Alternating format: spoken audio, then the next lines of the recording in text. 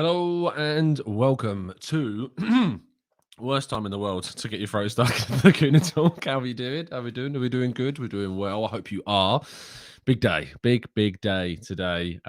Spurs face Burnley, of course, in what could be a decisive fixture for the top four race. And it's going to be painful, so painful. In fact, I'm going to try and avoid it. That's the way I'm dealing with it. That's what I'm going to do. Is I'm just going to try and avoid it and look at the score later on. We're going to go play football and just forget the game is even happening and just sit there praying. I'm going to channel my inner Wout Weghorst while I'm playing and just be, the big guy up front, just scoring headers as much as possible, whilst hopefully at the same time he's banging him in against Spurs. That's what I want to see. Fingers crossed that is what is going to happen. Good morning, everybody joining us in the chat box. Hope you're doing good and well. Good morning to Jose joining us first in the chat box. Steve Stone, Rahil, Gooner Boy, Matt G. Good morning, guys. Owen and I just want to wish you congratulations as well, of course. Anthony, Sean, Harvey, Ashwin, Harvey, Tony, Paul, Brad Lynch, Paul. We've got Olu, Lynn, Juno, Lars, Justin. Who else have we got? We've got Simon, Nikolai, Paul, Christopher, BDG, Steve. Good morning, guys. Hope you're doing good and well. Nathish. We've got Henrik, Sina. Emily, good morning, guys. Tony, Pedro, Noel, Adam, all of the usuals. So good to see so many of you as always. Yes, Philip, getting on that Burnley hype today. Certainly need a bit of that this morning as well. VM says, how do I become a member through the YouTube app on the iPhone? I'm not sure that you can. You may need to log on to a desktop if possible.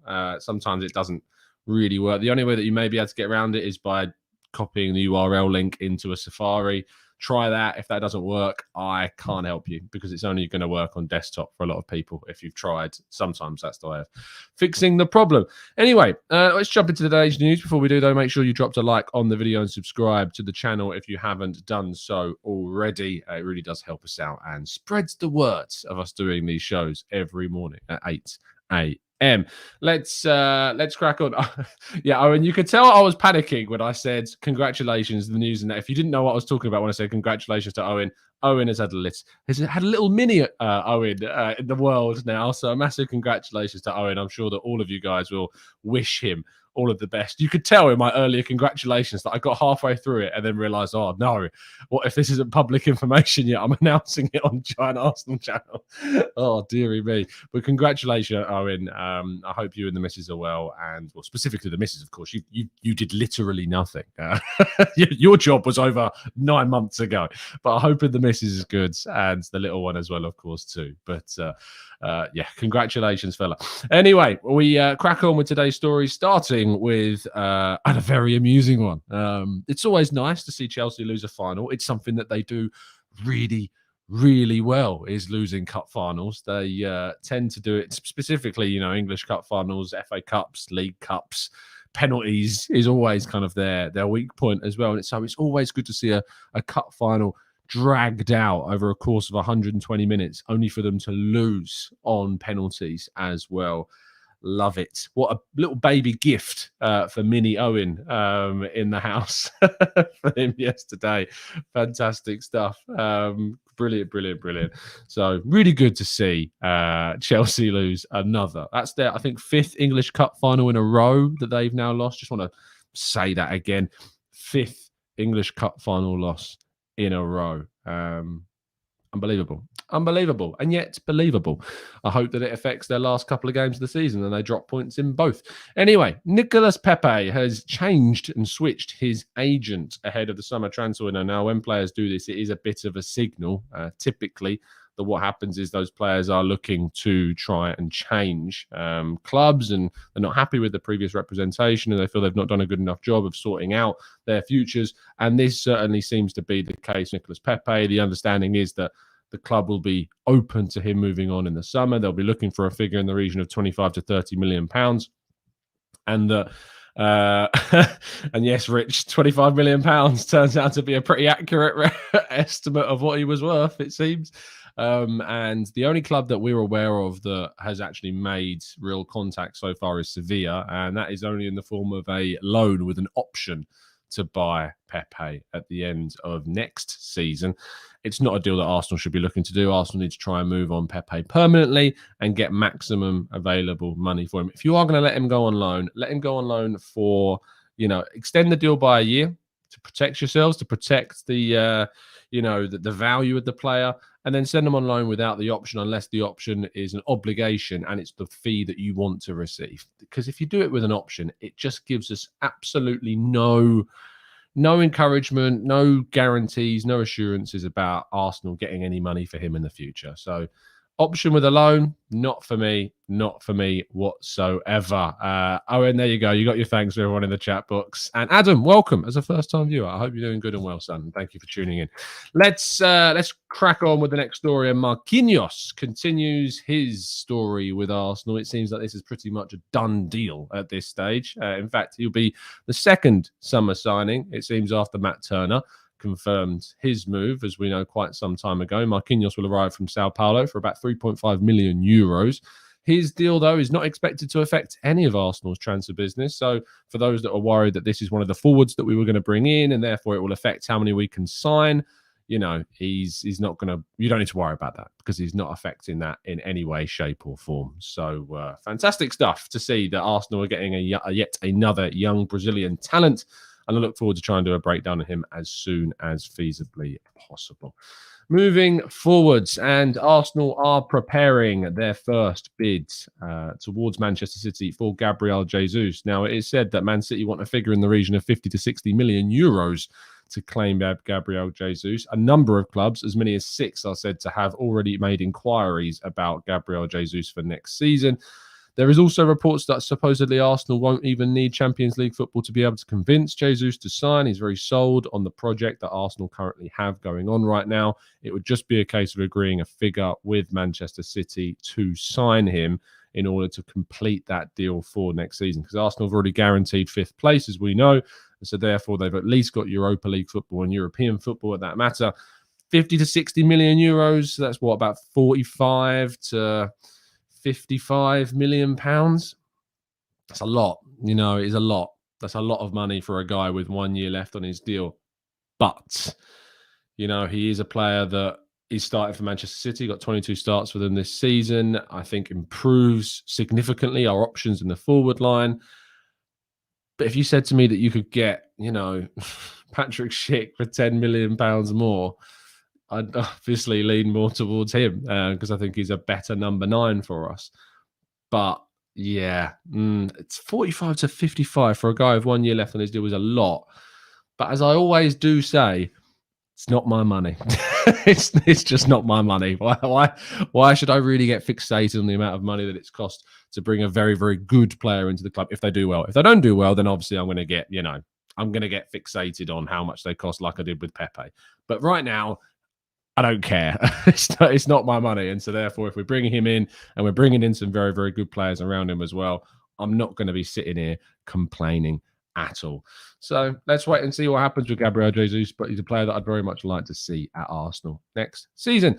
Speaking of players I'd like to see at Arsenal next season, and seemingly very hopeful of those deals coming to fruition, is Aaron Hickey. According to Italian media, Arsenal have beaten Napoli in the race to sign Bologna left back / right back / wherever you really want to play him, because he's really that ambidextrous, as people want to tell me.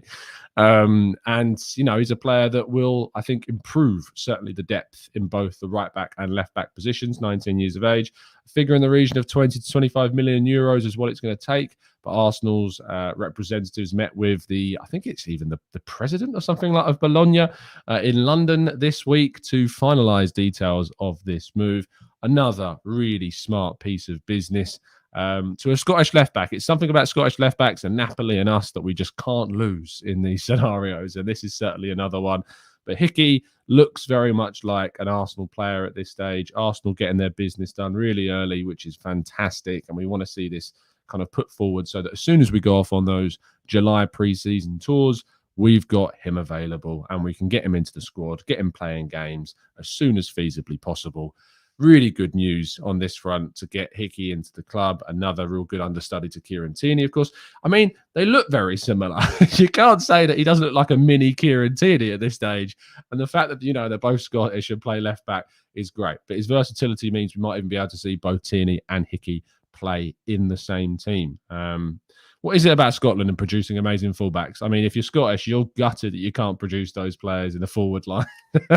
You could really do with them. Stop making left backs. I mean, just turn that part of the factory off and just, fire up the striker department. Because in that case, if you were making strikers as good as you make left backs, I'll tell you, you really could be going somewhere.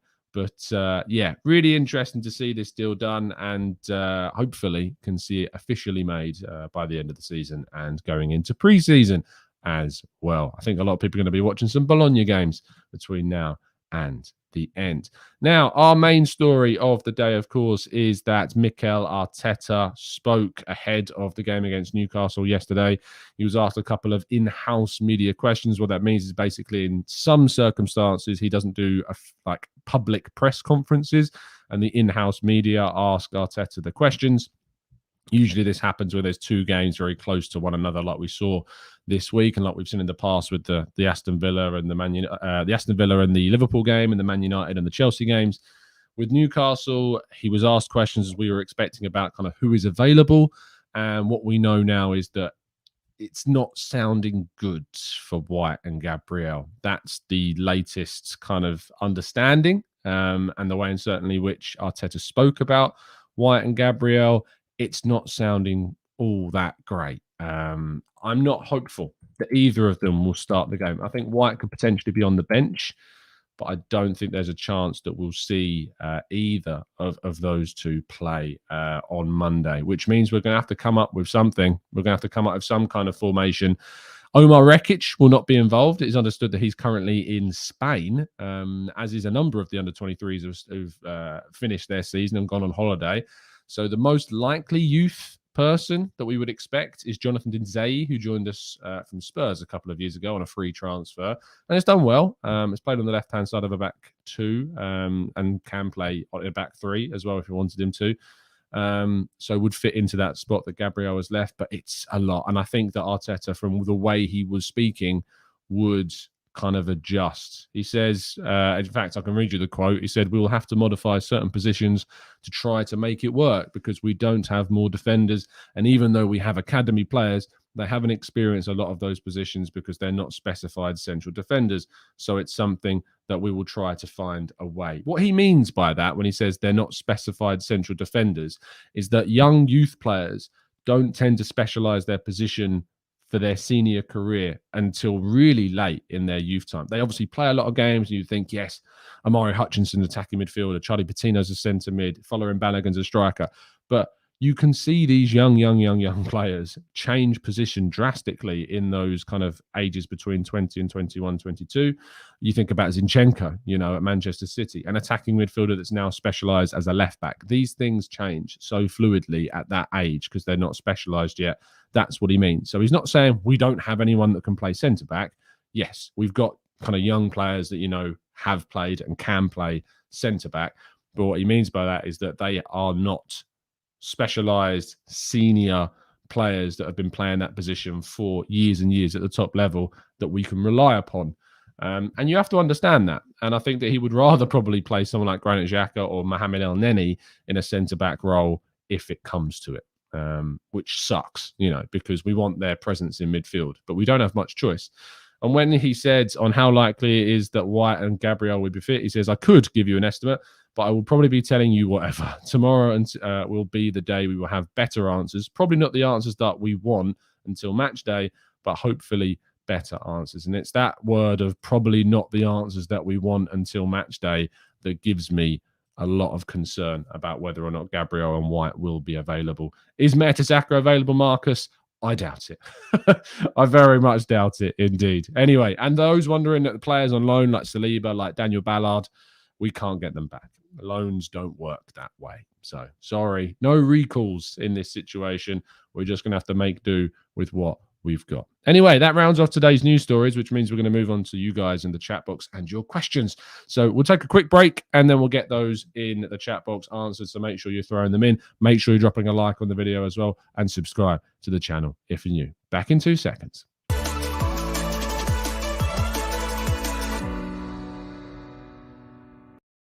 Okay, then let's jump into the chats and get some of these questions asked. Ashwin says, Tom, would you rather take Asensio or Gnabry to replace Pepe? Gnabry all day long. He's a far, far better player. I think he's far, far better suited to what we've got and what we need at the club. Gnabry, without a shadow of a doubt. Stephen says, if White is out, who do you think will start at centre-back? I think it'll be Tomiyasu and Xhaka. I agree. I think Lokonga and El Neni will go into midfield. I think Lokonga next to an experienced player like El Neni would be better, and Xhaka's more suited to that centre-back role. So it will probably be Cedric, Tomiyasu, Xhaka, Tavares. How is this team leading the top four race? It's ridiculous how we've done this. Olu says, hey, Tom, did you see the ridiculous article about Arteta in the Telegraph about him being petulant and a complainer? Arsenal fans and journalists need to unite and fight and rebuff these rhetorics. I haven't read it. I know what you're talking about. I think it was Sam Wallace that did the piece.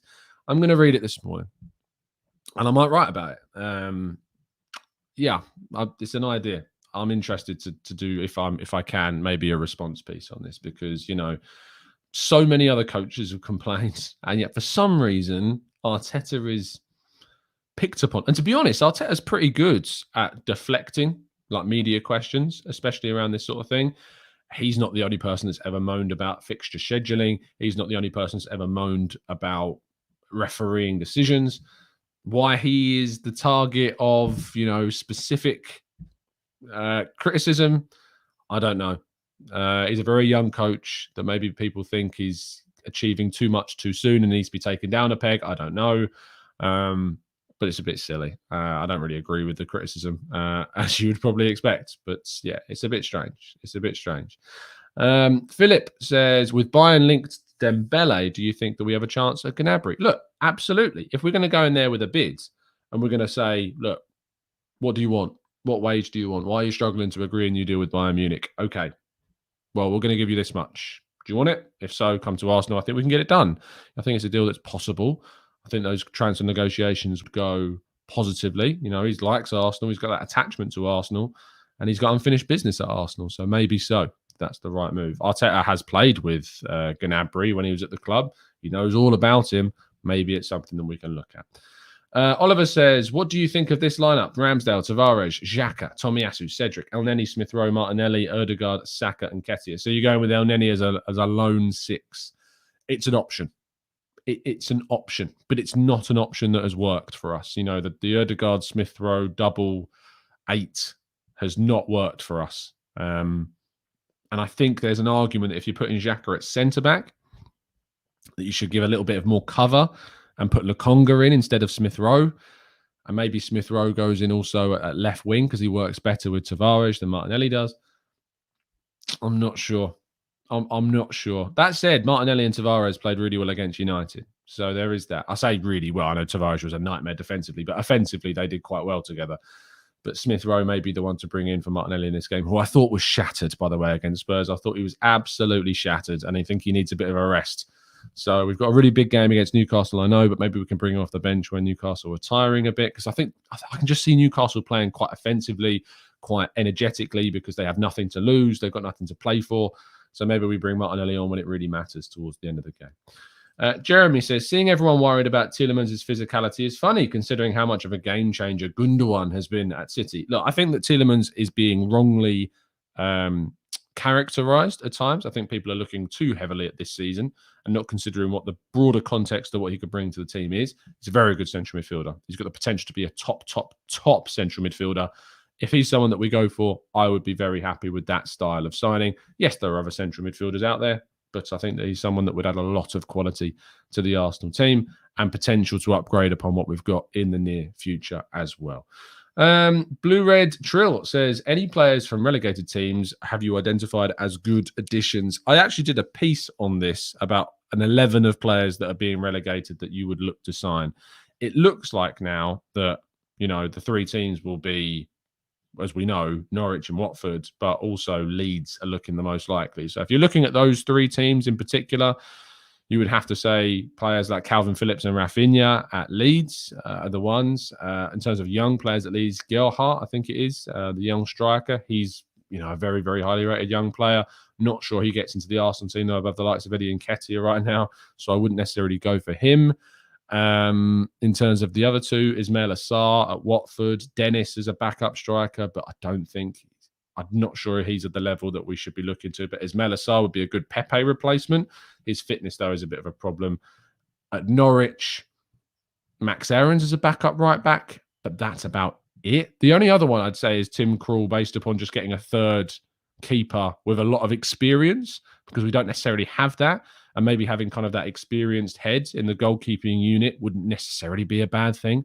And he's great in penalty shootouts, which, who knows, for European football, maybe we might need him. So I know it's a bit left field, but maybe, bring in Tim Krul on a free transfer. If I don't know what his contract is, or a small fee, just to be kind of that experienced goalkeeper for both Turner and Ramsdale, because at the moment we've got Ramsdale, who's 23, Turner, who's 27, 28, and then Okonkwo, who's like 20 years old. So maybe someone like Tim Krul wouldn't be a bad shout as kind of a third goalkeeper for Arsenal, just to add a little bit of experience in the team and in the squad. Let's go. And he's great at saving penalties against Spurs players too, as they knocked Spurs out of the FA Cup a couple of years ago. Paul says, Klopp, Conte and Tuchel are serial complainers, but get away with it because they're serial winners and the media loves winners. Well, hopefully we can turn that tide. Priyank says, who is your ideal replacement for Pepe? For me, it's Elise. Elise is going to sign a new deal with Palace, so I wouldn't get your hopes up. But ideal replacement, I mean, you can't look much further than Gnabry.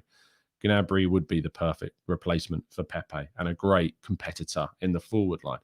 Tim says, what are your thoughts on Ziyech going down after being pushed in the back yesterday? No pen or free kick.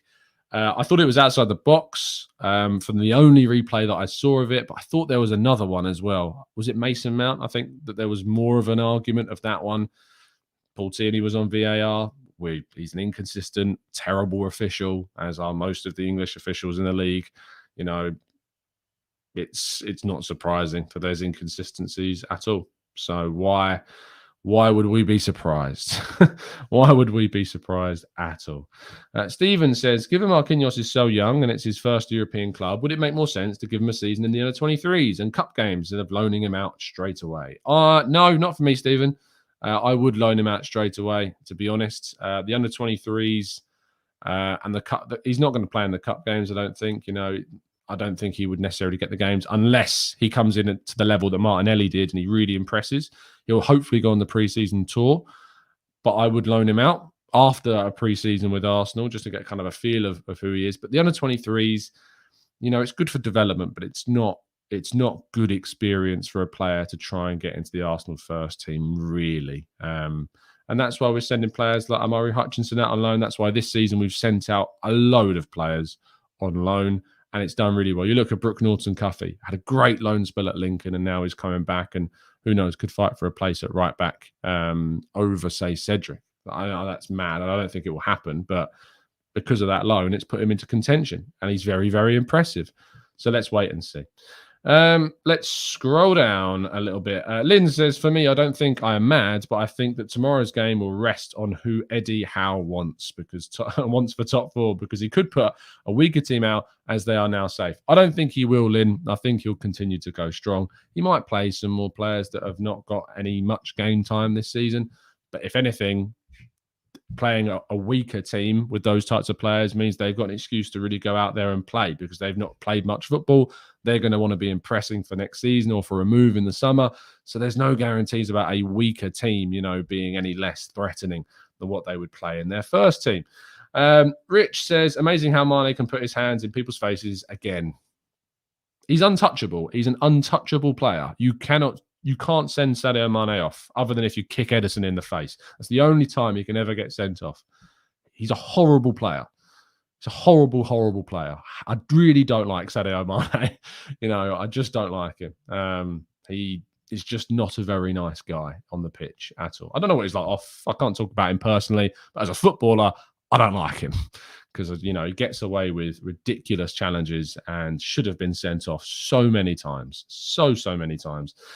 Philip says, what about El Neni at centre-back with Lokonga and Xhaka in the double pivot? It's an option. El Neni has played centre-back, but I think that Xhaka on the left-hand side may be better than Tomiyasu there with, then El Neni at right centre-back. I think I'd rather Xhaka left centre-back and Tavares left back, and then Tomiyasu right centre-back. I also think that Xhaka probably would cover Tavares a bit better. I think it's purely theory, but I think he might do a better job. And then Tomiyasu can cover Cedric a bit more when he goes forwards. Rahil says, hey, Tom, Lewandowski is available this summer. Would you take him? Depends how much he costs, but I think you'd be mad to turn down Lewandowski. I think you'd be absolutely mad to turn down Lewandowski. People go, oh, he's 33, 34 years of age. So how many goals has Ronaldo scored this season? You know, it's Lewandowski doesn't look like he's slowing down. Like, how many goals has he scored for Bayern? 2-year deal, 20 million quid. Probably do something like that. I don't know how much they want, but, you know, 2-year deal for Lewandowski with you bring in, say, Gabriel Jesus, or you bring in a young striker alongside him. How could you turn down Lewandowski? How could you turn him down? It would be mad. Antonov says, just a question if you think we should take our bet at Frankfurt midfielder Daichi Kamada so we can have a backup CDM if Partey and only. I mean, he's not really a CDM, Kamada. He's more of a forward-thinking 8, bordering on a 10 is Kamada. So I don't think we'd necessarily then have a backup player for that. I think he's kind of, you know, your competitor for Ødegaard or more of a competitor for Smith Rowe than he is for Partey and El Neni. That's what I think of Kamada when I've watched him play. I've not seen bundles of matches, but whenever I've seen Kamada play, he's been very forward-thinking as a central midfielder. So I'm not sure necessarily that he fits that kind of backup role for those two necessarily. But I might be wrong. I thought he's more of an attacking player. Someone I'll tell you is good that I think we should be looking at is someone like Sangara, PSV, Ibrahim Sangara. I think he's someone that is certainly worthy of a look at and has done well since moving from Toulouse and has done very well.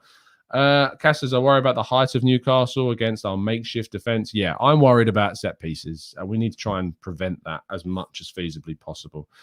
Let's scroll down a little bit more. I'm seeing the questions that we're drying up, so we might be wrapping up very, very soon. Hugo says, what do you think about Dybala and Jesus? You know, they're quite similar in terms of their kind of physical characteristics. I always kind of wanted Arsenal to go for two contrasting styled forwards, more of a physical number 9, classic number 9, and more of your diminutive Dybala Jesus style. But if you told me that Arsenal and the two players they're bringing in the summer in the forward positions are Dybala and Jesus, I'm not going to complain. You know, I'm not going to complain about that at all. So, yeah, we'll see. We'll see what happens with what players we go for, but I wouldn't be a complainer about that at all. Wreckage is doing very well, Joshua, but he won't be available for Monday because, as far as we're aware, he's in Spain right now. So no Wreckage is understood at all. Anyway, we're going to wrap things up there. Thank you so much, guys, for tuning in. I will see you tomorrow morning at 8 a.m. for the next show. And I'll also see you this evening for the preview show ahead of the Newcastle game, 8 p.m. UK time. Got a special guest on. Someone who's a big Newcastle fan and from the music industry as well, part of the music industry that I like, which for those of you who know our intros and what genre they come from, you'll know exactly what I'm talking about. So I'm really looking forward to that. Yeah, I look forward to hopefully bringing you some positive thoughts about the game a little bit later, and hopefully also Spurs lose against Burnley, because that would mean Arsenal can wrap up top 4 with a win against Newcastle. Burnley, we need you to do us a big, big favour. You've got a lot to play for. You know, you need the points. I know you're going to be shown this video clearly as some kind of motivation. So just do it.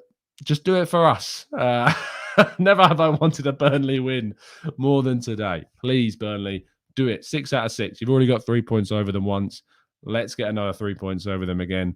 It would really help us out. Or just a draw. I mean, if you couldn't just take 2 points off them, even that, I'd be very, very happy with. Thank you so much for tuning in, guys. Drop a like on the video if you're new and if you're not, and subscribe if you are new. Thank you to the new listeners in the chat box as well.